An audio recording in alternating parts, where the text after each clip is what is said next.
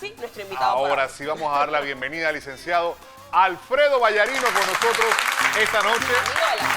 Ya se está volviendo una costumbre, pero bien. Le va a hacer las vacaciones a Jaramillo. Sí, cuando esté de vacaciones, licenciado, usted se puede dar la vuelta por acá. Gracias. Me siento en casa, Bienvenido. Hay tantas cosas de qué hablar, vamos a que el tiempo nos dé. Bueno, yo en principio tenía intención de aclarar algunas cosas sobre el juicio, perdón, el juicio en el caso y las audiencias en el caso del expresidente Ricardo Martinelli, pero han pasado tantas cosas el día de hoy en la Asamblea que son interesantes conversar.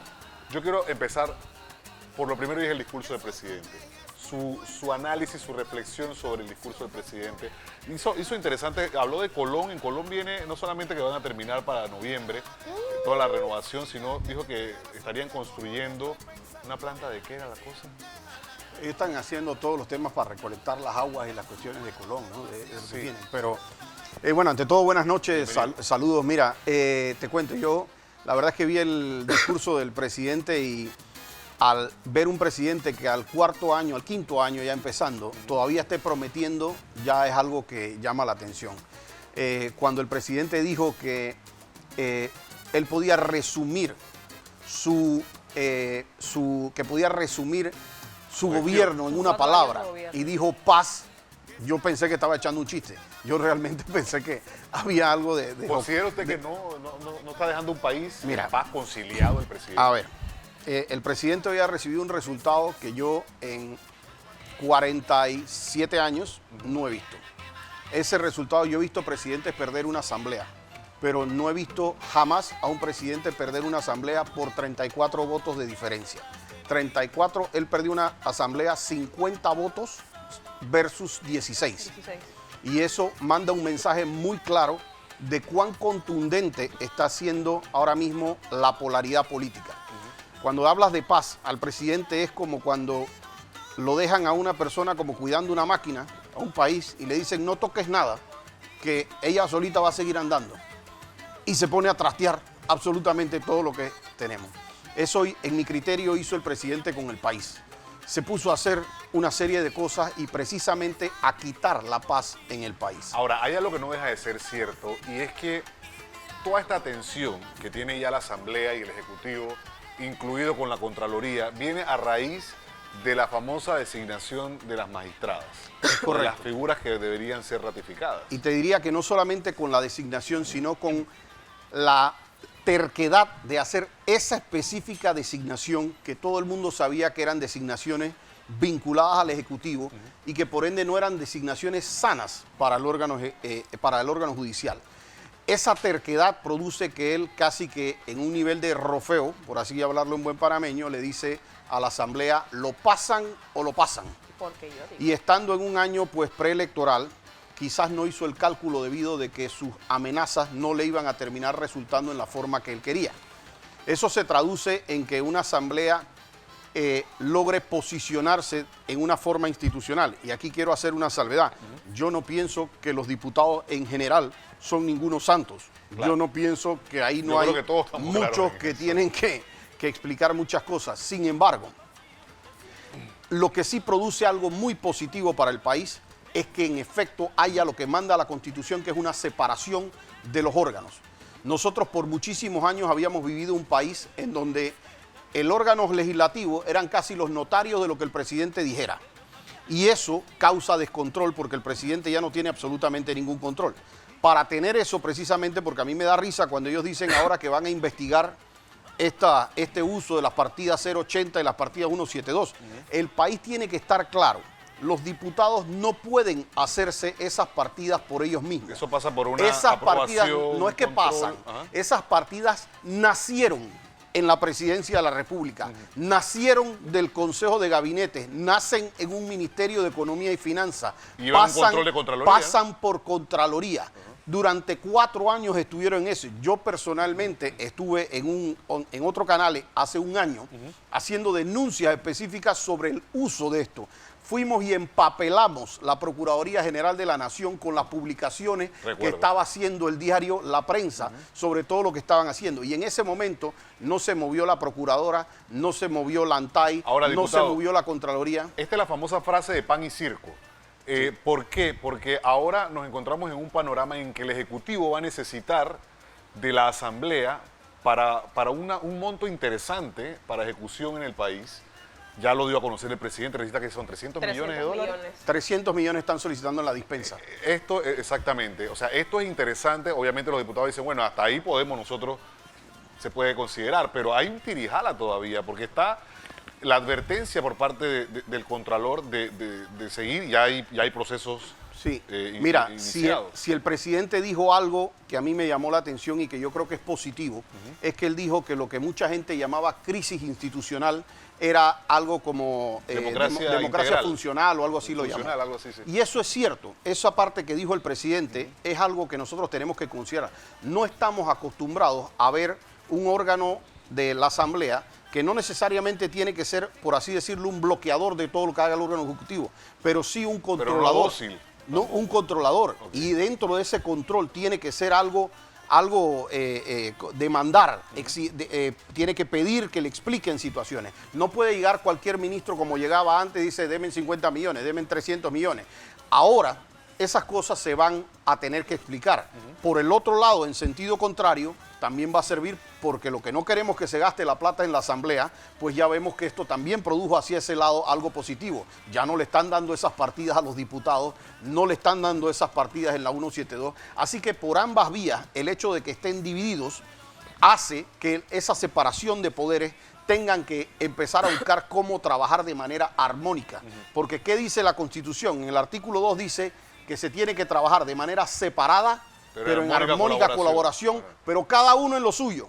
Lo que no habían entendido ellos es que es cada uno en su lugar. Licenciado, ¿usted considera, en el fondo como abogado conocedor y bueno, y una persona que maneja el tema político, que dentro de una reforma a la Constitución es importante hacer énfasis en una separación de los poderes de Estado y quitarle por supuesto, autoridad al presidente? Mira, quizás, vuelvo y te digo, quizás una de las cosas que va a sanear un poco el país es el hecho de que haya esa separación de poderes. Si no hay controles, pueden hacerse lo que les dé la santa y regalada gana en todos lados. Si se juntan, el órgano ejecutivo le dice al legislativo, déjame hacer lo que me da la gana, y el órgano legislativo le dirá, sí, está bien, te dejo hacer lo que te da la gana, pero tú dame estas partidas y dame esto. Eso es lo que estaba pasando. O sea, eso no es algo que estamos diciendo y que no había ocurrido. Ahora que eso se ha separado, ahora el órgano ejecutivo dice, yo no te doy las partidas. Y el órgano legislativo tiene que decir, tú no vas a pasar aquí cualquier magistrada, tú no vas a pasar cualquier designación, te voy a aprobar, tú no vas a aprobar esto. Entonces, ¿qué debe ser el resultado de eso? ¿Qué esperamos que sea el resultado de eso?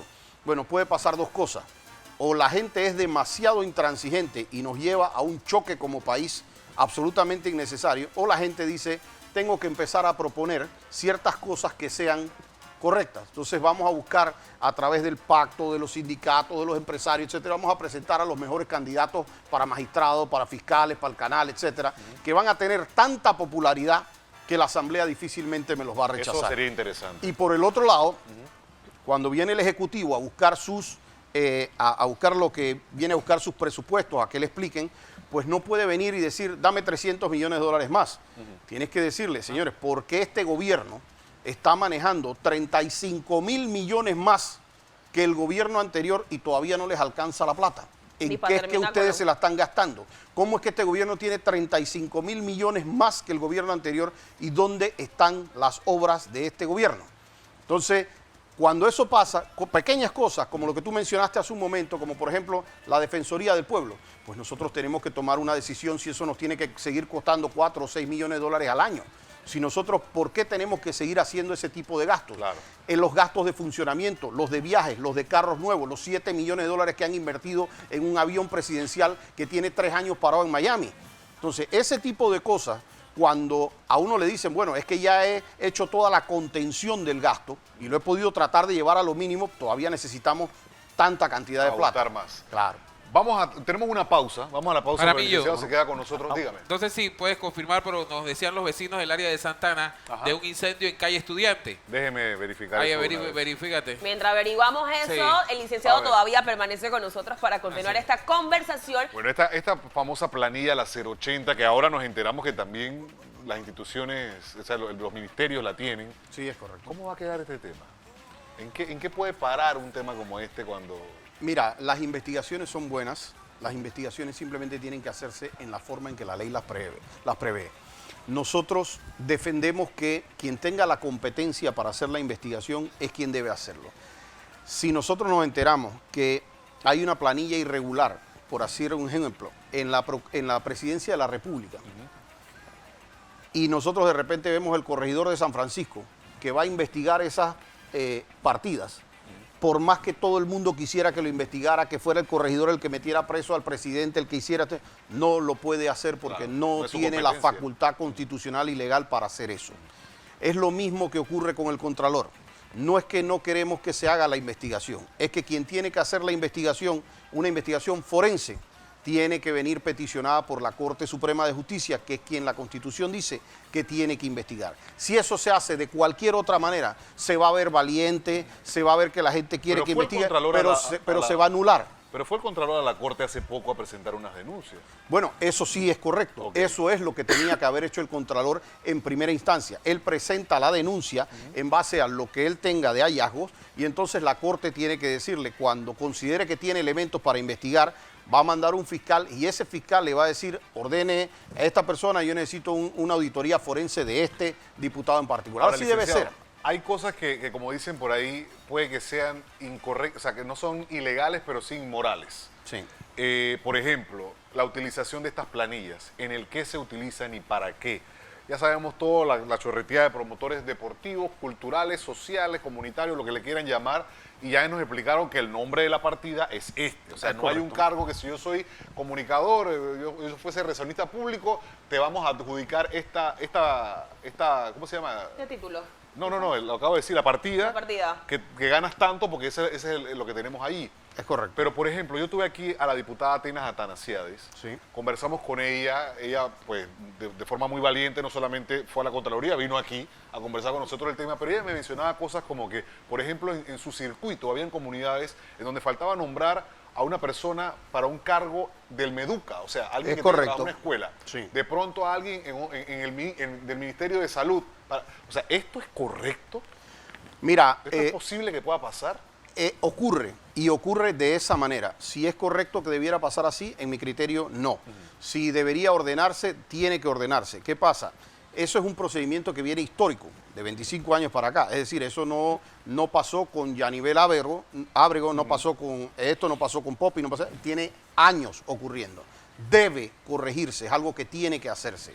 Ahora, hay una diferencia entre que uno tenga diputados que de manera sana tienen a 20 personas o 30 personas, entre comillas, en su planilla, pero que son personas que de repente agarran y dicen, mire, lo que pasa es que en el centro de salud se necesita un portero, se necesita un seguridad, se necesita... Bueno, entonces vamos a nombrar con esa partida y van y lo nombran en ese lugar porque supuestamente ellos entienden que el diputado conoce de manera más cercana las necesidades de los pueblos, ¿no? Ese en principio era lo que se utilizaba. ¿Qué pasa? Que al mantener eso en ese desorden Eso es administrativo, clientelista, a toda luces es obviamente clientelista. degenera en otras conductas. Y hay ciertos diputados o muchos diputados que terminan utilizando esto de otra forma y terminan agarrando y nombrando a su personal doméstico, terminan nombrando... Bueno, sí, a la familia. Sí, terminan nombrando a la familia, Resolviendo el terminan problema nombrando a de quien sea, empleo en la y familia. obviamente ese uso es irregular. Ahora, ese uso irregular, ojo, está en los ministerios, está en las instituciones, No solamente en la y Asamblea. basta meterse en la página web de los ministerios y ustedes van a ver cientos de promotores comunitarios, de asesores, de consultoría, y no necesariamente ni siquiera por montos de 500 y 600 dólares. Ah, no. Los montos van a ser Esos famosos 2.000, 3.000, asesores. 6.000 y Sí. las consultorías llegan a temas de carácter millonario. Wow. Entonces, ¿qué es la parte que está? ¿Que el Contralor quiera ordenar eso? Eso es correcto, nosotros queremos que se ordene eso. Lo que no se puede decir es, y eso ha sido lo que nosotros criticamos, es los diputados no quisieron votar por las magistradas. Ah, fíjese, ahora ahora sí vamos a investigar las partidas. Eso mismo le iba a preguntar, porque si hace rato vienen estas denuncias con el mal uso que algunos diputados le han estado dando, con pruebas presentadas de gente que trabajaba en fechas que no estaba, o nombres de personas que estaban incluidos pero no estaban cobrando ni trabajando, ¿cómo ahora encontraron el momento preciso para hacer la investigación? Te digo, eso fue un escándalo nacional, ha sido varias veces escándalo. Sí, la prensa lo sacó pero primero. El año pasado, de manera particular, lo sacó la prensa. Ya te digo que fuimos a empapelar con esos periódicos precisamente para que no dijeran que no sabían, y empapelamos la Procuraduría General de la Nación con eso. Y era para que la Procuradora General de la Nación no dijera después, es que yo ni sabía. Lo mismo se hizo con el Contralor, se le mandaron notas al Contralor. El Contralor, esto fue un tema público, es decir, lo conocía el presidente, los ministros, todos los diputados panameñistas lo conocían de igual forma. Ahora, licenciado, hay que reconocer una cosa. El país se detuvo para investigar casos de la administración pasada, y eso no es un secreto para nadie. Es lo que te mientras decía. La Procuraduría estaba enfocada y el Contralor también remitiendo información. Claro. Es lo que te decía cuando te dije que el presidente había dicho que mantenía el país en paz. A él básicamente le habían dejado un país que básicamente le dijeron no lo toques y él va a seguir andando perfecto. Y se puso a tocar, a hacer absolutamente todo, a tocar a empresarios, a tocar políticos, a hacer que no necesariamente era la forma en que tenía que hacerse. Era sano que se hicieran ciertas investigaciones, pero no investigaciones desde el Consejo Nacional de Seguridad, no investigaciones que pasaban directo del Consejo Nacional de Seguridad a ciertos medios de comunicación para hacer las batallas mediáticas como ellos querían, a atacar temas de carácter político, porque ahí es donde las cosas empezaron a mezclarse. Tampoco cuando llegaban casos como el caso de Odebrecht, y en donde una fiscal como Zuleika Moore seleccionaba a estos dos exministros recibieron plata, bueno, estos vamos a meterlos presos rápidamente, me explican o no me expliquen, estos van presos. Acá tengo de este lado, es un señor Lazo, y tengo otra cosa, no, eso era donación, y esto no, esto ya lo investigamos hace tiempo. Ese tipo de selectividad en la justicia ha hecho que la gente entienda de manera clara, no, esto no se trata de justicia, esto se trata de una venganza. Porque había aires de eso, o sea, ¿por qué? Porque aquí en este país, cada 5 años, acaba una administración de gobierno, todo el mundo dice que hubo corrupción, que robaron, y nunca nadie, digo, a excepción de casos específicos como el expresidente Torrijos, el presidente Ernesto Pérez Vaya, pero por otro, o sea, en otro sentido, pero ministros de Estado, bueno, creo que Salvador estuvo en Algunos. pero muy apartados. Aquí fue prácticamente el gabinete. Aquí se veía claramente que Pero cualquiera... habían esos aires, disculpe, habían esos aires, pero cuando usted, como lo que usted menciona, o sea, cuando vemos que para unos es una forma y para otros de otra, o sea, si todos hubiesen sido tratados con el mismo peso de la ley y de la misma forma, aunque las detenciones preventivas parecen haber sido excesivas, pero todos hubiesen recibido el mismo trato, quizá la idea sería otra hoy. Es correcto. Mira, las investigaciones tienen que darse. Nadie aquí se opone a que un fiscal lleve un caso hasta el final. A dos cosas nosotros sí nos oponemos como procesalistas y penalistas que somos. Nosotros nos oponemos a que se rompa el principio de presunción de inocencia y a que se aplique una pena anticipada sin haber ido a juicio, disfrazada de lo que se llama detención preventiva. Esas dos cosas no tenían que ocurrir. Si los fiscales tenían casos fuertes, ya vamos a 4 años de gobierno, hubiese bastado con tener los casos, armarlos y llevar a la persona, no puede salir del país, mantente aquí, vamos a juicio, y en 2 años tener a las personas condenadas, sancionadas, todo lo que... Cualquiera persona que resultare culpable de eso, no creo que nadie la iba a salir defendiendo en el país. Claro. La persona iba a decir, le toca cumplir su pena, vaya, cúmplela y punto. Cuando nosotros vemos que todo lo que estaba relacionado a empresarios, políticos o al propio expresidente, todo automáticamente es detención preventiva, etcétera, yo personalmente adversé con muchísima fuerza al expresidente Ricardo Martinelli hasta el último día de su gobierno. Pero hay, y quiero que sepas, si en un momento dado, hecho un juicio, se le terminase condenando, yo aplaudo a la Fiscalía por haber hecho eso. Lo que yo no puedo aprobar es que a una persona no se le haga un juicio y primero se le mande a la cárcel. No, primero se le hace el juicio y después, si resulta culpable, va a la cárcel. Y lo segundo es que todos los medios de comunicación allegados al gobierno pinten a la persona como culpable. Ojo, la gente tiene toda la facultad de entender y creer bajo su criterio personal, él es culpable o él es inocente. Ese es el criterio. Pero a él y a todas las personas del país hay que respetarle la presunción de inocencia. Segundo, en el tema, por ejemplo, que ha pasado recientemente en el tema de la Corte Suprema de Justicia con el magistrado Jerónimo Mejía, nosotros nos duele que la Constitución dice de manera clara, la Corte Suprema de Justicia podrá juzgar a los diputados. Ahí no dice exdiputados, ahí dice diputados. Ahora, lo que dijo el magistrado la semana pasada, a muchos ha dejado como en una sola pieza. Aquí, o sea, esto se sigue porque yo soy quien estoy... Y ahí es donde voy. de esto. ¿Qué tocaría hacer? Por más, mucha gente, claro, el diputado Martinelli, el expresidente, levanta pasiones. Él tiene gente que lo quiere y gente que lo odia. Sí, él no tiene paños tibios, Él lo no, quiere, él no tiene lo aman gente, o lo él no odian. tiene gente en la mitad. Y que más o menos me cae, no sé. ¿Qué sucede con eso? Que la gente que lo odia dice por qué se va a dilatar el proceso. Y claro, con alguna razón, porque dice, bueno, ¿por qué me vas a dilatar este proceso que ya llegó? Pero la contestación en eso está en la ley. Y dura es la ley, pero es la ley. Y si eso sucede de esa manera, pues hay que juzgarlo en la forma en que la ley prevé. Puede haber dualidad de interpretación. No de una puede ley. haber dualidad de interpretaciones en esto, y estoy bastante convencido que la Corte debe revocar esa decisión del magistrado Mejía.